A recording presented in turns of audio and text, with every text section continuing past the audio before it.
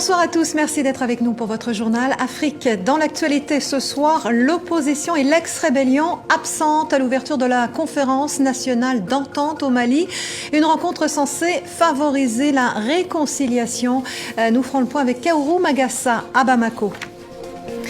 Deuxième volet de notre série consacrée au Katanga en RDC. Nos envoyés spéciaux nous emmènent ce soir à bord du train Lubumbashi-Kindu, un calvaire pour les passagers dans l'une des régions les plus riches du pays. Et puis notre chronique sport, on va parler boxe française et insertion sociale avec vous et notre invité ce soir, Lise Loretia. Oui Linda, avec Enoch Efa qui est triple champion du monde et nouveau champion du monde de boxe française. Il dirige 2 centres de formation. Bonsoir. Bonsoir. On vous retrouvera en seconde partie de ce journal. Au Mali, beaucoup de monde, mais aussi beaucoup d'absents à l'ouverture ce matin de la conférence d'entente nationale. Les représentants de l'opposition et de l'ex-rébellion boycottent la rencontre. Ils dénoncent un manque de concertation préalable. Ce rendez-vous d'une semaine devait pourtant poser les bases de la réconciliation. Le compte-rendu de la première journée avec Kaourou Magassa à Bamako. La question de la représentativité était au cœur de cette première journée de conférence d'entente nationale. Le chef de l'État, dans un discours très offensif, a fustigé l'absence de la coordination des mouvements de l'Azawad et de l'opposition. Selon lui, aucune surenchère ne justifie la prise en otage de cet événement.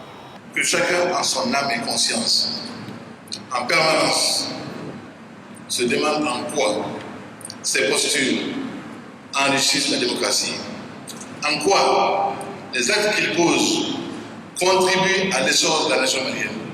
De leur côté, les ex-rebelles et les partis d'opposition accusent le gouvernement de faire cavalier seul et de ne pas avoir été impliqué dans l'organisation de cette rencontre. La plateforme, groupe armé pro-Bamako et signataire des accords d'Alger, a également été annoncée absente. Elle s'est ravisée à la dernière minute car, selon elle, ses revendications ont été prises en compte. Les résolutions qui sortiront de ces 7 jours de travaux seront remises à qui de droit, c'est-à-dire à Monsieur le Président de la République. Une commission d'experts sera créée autour de ces résolutions et il y aura également des concertations régionales plus poussées vers les populations. Cette conférence ne débouchera donc pas, tout du moins d'ici le 2 avril, sur une charte inclusive pour la paix, l'unité et la réconciliation nationale comme il était prévu au départ. Le processus pour trouver des solutions durables pour pallier aux causes profondes de la crise risque donc de prendre du temps. Dans les couloirs du Palais de la Culture, tous espéraient que la CMA et l'opposition réintègrent rapidement le cours de cet événement pour qu'il soit le plus représentatif possible, mais surtout pour lui éviter un échec cuisant. Et notez qu'on reviendra sur le Mali dans notre chronique, on en parle. Mercredi, 5 ans après le déclenchement du conflit dans le Nord, la réconciliation est-elle impossible selon vous? Nous attendons vos questions, vos commentaires sur notre page Facebook.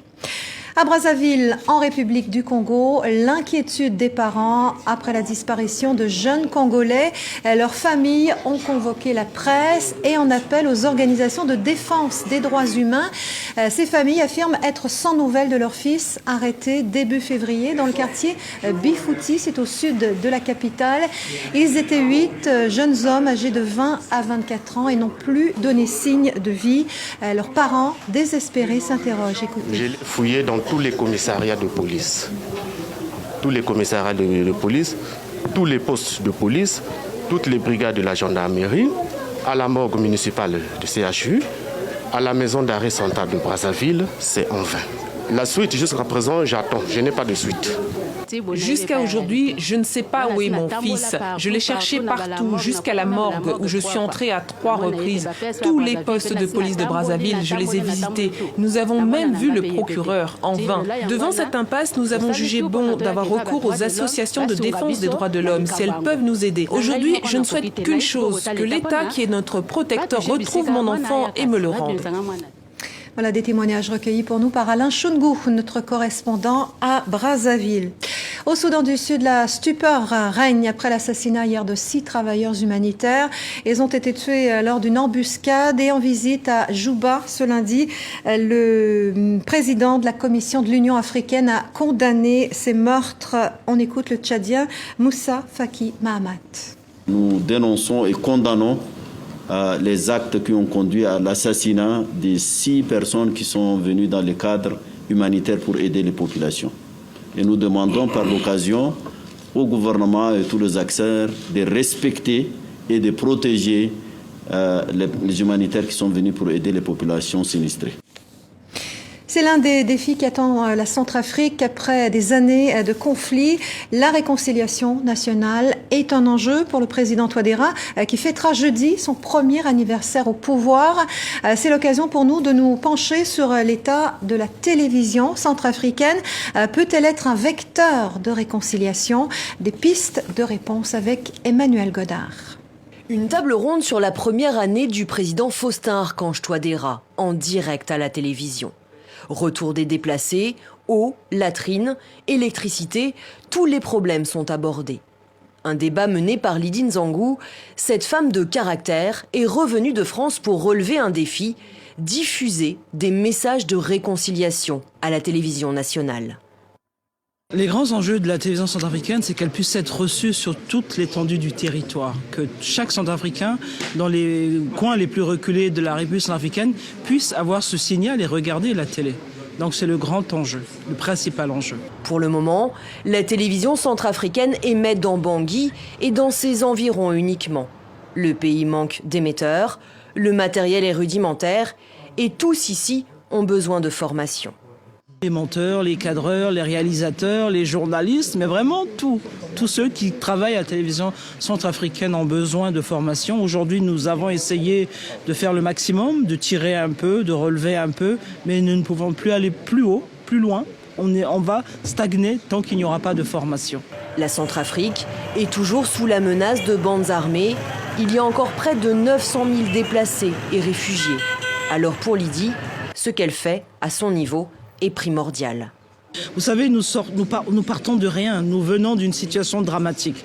Donc le premier outil pour véhiculer, comme nous l'avions dit, la paix, les messages de paix, de réconciliation, de cohésion, c'est la télévision centrafricaine, la radio centrafricaine. Tout comme l'État, l'armée, l'économie, les médias sont aussi à reconstruire en Centrafrique.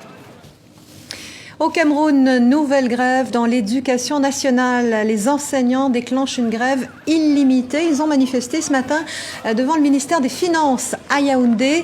Ces enseignants indignés, comme ils se décrivent, réclament jusqu'à 60 mois de salaire impayé au gouvernement. On en vient maintenant au Katanga, deuxième volet ce soir de notre série de reportages réalisés dans cette province congolaise.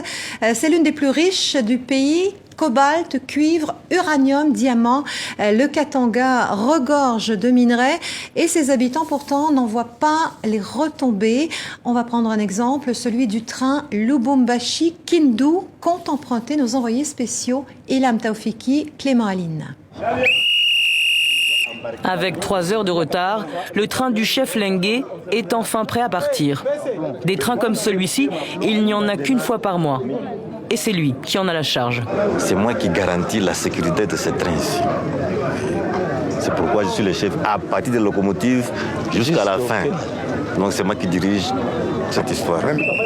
Une histoire qui va durer 30 jours pour un trajet de 1500 km. Départ Lubumbashi, arrivée Kindu. Et avant le périple, un briefing dans le wagon marchandises, la salle de réunion. Nous ne sommes pas venus ici pour fainéanter, pour faire du n'importe quoi. La mission essentielle, c'est renflouer les caisses de la société. Renflouer les caisses de la société, donc. D'autres ici se sentent floués et le font savoir. Les Blancs, venez filmer, regardez. Regardez la couchette ici. Tu vois ça? Une couchette qu'on paye 100 000 francs, 100 $. Une couchette pourrie comme ça. Calmez-vous. Pourquoi vous faites ça? Vous découvrez ça maintenant? Vous nous faites honte. Comment les gens peuvent payer autant d'argent pour des conditions de voyage terribles comme ça? Qu'est-ce qu'on appelle autant d'argent? C'est le 100 000 $. Les conditions ne sont pas mauvaises? Pas mauvaises, les conditions en première classe. Que dire alors de la seconde? Des usagers qui voyageront des jours et des nuits dans les couloirs, dans des compartiments surchargés. Ici, même les toilettes sont occupées. Nous souffrons. Malgré tout l'argent que nous payons, le trajet de Lubumbashi-Kindu dure 1 mois. Nous voyageons dans des conditions difficiles comme des cochons. Le Katanga est très riche, mais nous, les Katangais, on voyage dans de mauvaises conditions. Les wagons datent d'un autre âge. Idem pour les locomotives. D'ailleurs, au bout d'1 heure de trajet, le train s'arrête subitement. Qu'est-ce qui se passe? Le moteur est en surchauffe au bout de 40 km seulement. Il y a toujours des problèmes qui surgissent pendant notre marche. C'est comme ça. De la résignation et surtout beaucoup d'abnégation. Les pannes, la voie en très mauvais état, la lenteur du trajet. Daniel, dans ces conditions, peut conduire 48 heures sans être relevé, en étant payé 4 fois par an, environ $400 en tout. Ici, nous travaillons comme des esclaves. Vous travaillez, mais on ne veut pas. Si nous réclamons en obéissance, on peut même vous arrêter. On est en train de nous faire souffrir, de nous menacer. Nous travaillons comme des esclaves, c'est tout. Lui totalise près de 10 ans d'arriéré. Les mines de cobalt et de cuivre défilent à travers les vitres. De quoi le rendre encore plus amer. Tous ces minéraux, vous voyez l'argent. Il y a des personnes qui mangent, mais tous les autres laissent comme ça. Nous sommes dans un pays riche au monde. Riche, très riche encore. À 80 km du départ, après 7 heures de route, le train restera immobilisé 2 jours pour réparation. Nous avons tenté de rencontrer le directeur de la Société nationale des chemins de fer à Lubumbashi. Il n'a pas donné suite à nos demandes répétées. Et on passe au sport maintenant avec un mot de football d'abord. Et ce match nul ce soir à Paris entre le Sénégal et la Côte d'Ivoire, 1-1, un match amical à l'approche des éliminatoires pour la Coupe du Monde 2018. La rencontre a été interrompue 3 minutes avant la fin, alors que le terrain était envahi par les supporters. La chronique sport du lundi maintenant. Bienvenue Enoch Effa. Vous êtes boxeur. On va parler de boxe bien sûr avec vous, mais pas seulement, puisque notre invité Lise Laure est également chef d'entreprise. Effectivement, Enoch, vous possédez 2 centres de remise en forme en banlieue parisienne. Mais le 18 mars dernier, après 10 ans d'absence, vous êtes redevenu champion de France dans la catégorie des poids lourds. Une victoire acquise par KO, c'est un peu, faut dire, votre marque de fabrique. Alors, je rappelle quand même votre palmarès, triple champion du monde, double champion d'Europe et 7 fois champion de France, de boxe française, à ne pas confondre évidemment avec la boxe anglaise, parce que là, c'est les poings et les pieds. Et j'ai envie de vous demander, qu'est-ce qui vous a décidé à remonter sur le ring ? En ce moment, en tant que chef d'entreprise, je m'adresse à d'autres chefs d'entreprise envers lesquels j'adresse des messages autour de l'esprit d'initiative, prendre le goût du challenge, être exemplaire, pouvoir donner envie et motiver ses équipes à aller au-delà de ses limites. Et je me retrouvais pendant ces dernières années à promouvoir et à diffuser des messages que moi-même je représentais pas. Et à un moment donné, je suis chef d'entreprise, je suis chef de famille. Et être athlète venait en 3e ou 4e position. Je me suis dit, pourquoi pas me remettre dedans et partager les méthodes que je diffuse dans ces entreprises-là. Alors à propos de ce match-là du 18 mars, on a pu vous suivre sur votre page Facebook pour ce combat. Vous étiez au Ghana à l'époque, le pays de votre maman qui est décédée alors que vous étiez très jeune. Pourquoi est-ce que vous êtes retourné au Ghana pour cet entraînement? Alors j'ai été invité en tant qu'entrepreneur qui pouvait motiver en fait les membres de la diaspora africaine dans le cadre d'un colloque international à l'occasion des 60 ans de l'indépendance du Ghana. Et à cette occasion-là, ça tombait juste une semaine avant le combat. Je me suis dit que j'allais mixer les deux et tester le mode d'entraînement d'un chef d'entreprise qui se retrouve à faire un colloque et un séminaire et qui a une échéance face au champion du monde de karaté contact qui est en face de moi. Et c'était juste génial de se retrouver dans ce cadre-là qui était exceptionnel, parce qu'on n'y pense pas aller se préparer en Afrique, on pense plutôt à l'inverse. Alors, vous comptez construire un 3e centre de remise en forme, mais cette fois-ci au Ghana, et en développant par le sport de haut niveau ce que vous appelez la méthode Gloveness. Alors, c'est quoi cette méthode ? Gloveness, en fait, c'est des méthodes de remise en forme globale, c'est-à-dire c'est physique mais aussi mental, et ça permet aux personnes, en plus de se remettre en forme de manière vraiment qualitative, d'avoir un peu vraiment les fondamentaux de la nutrition, de la respiration et ainsi de suite, d'avoir des clés mentales qui vont leur permettre d'être acteurs de leur quotidien.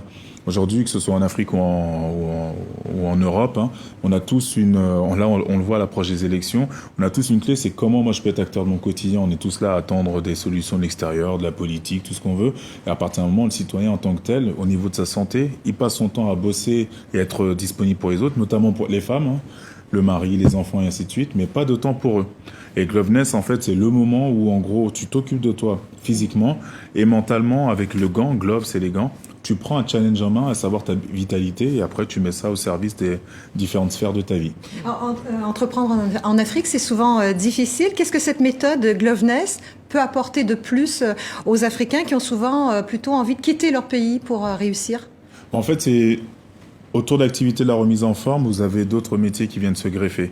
Donc autour de la restauration, tout ce qui est alimentation, il y a tout ce qui est les programmes qu'on a mis en place qui font le lien entre la boxe et tout ce qui est leadership, management. On a des entreprises qui sont intéressées pour faire leur team building et leur session de formation à partir de l'Afrique, parce qu'il y en a qui vont super loin pour faire des choses qui n'ont pas forcément un impact. Notre méthode repose sur l'expérimentation. Donc on a édulcoré ça par la remise en forme. Donc en Afrique, on sait très bien que la remise en forme, c'est un sujet mais c'est capital. Moi, je me dis aujourd'hui que ma mère serait peut-être parmi nous si elle avait juste les fondamentaux de l'alimentation, de l'hydratation et ainsi de suite. Et là, en plus de ça, on y a associé des programmes vraiment d'accompagnement à tout ce qui est leadership, empowerment, comme ils disent les Américains. L'empowerment, c'est ce qui est la clé, ce qui va permettre aux gens de se dire la solution, elle est en moi, sur mes terres, et j'ai pas besoin d'aller aller chercher ailleurs ce que j'ai déjà sur le continent le plus riche de la Terre, quoi.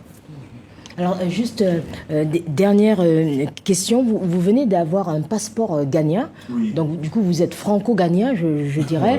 Voilà. Ça veut dire quoi? Le prochain championnat du monde, ce sera sous la bannière du Ghana? L'une des raisons pour lesquelles je suis monté sur le ring aussi, c'est de se dire, aujourd'hui, je suis en capacité d'organiser mes événements et les bénéfices, je vais les reverser exclusivement à mettre en place ce centre de leadership et de remise en forme qui aura une vitrine internationale parce que ça concerne à la fois le réseau américain qu'on a mis en place, français, et des personnes qui sont sur place. Merci d'être venu nous voir, Enoch Effa. Merci, Lise Lauretian. Et puis merci à vous d'avoir suivi ce journal que vous pourrez retrouver également sur notre page Facebook et sur notre site. À demain. Merci.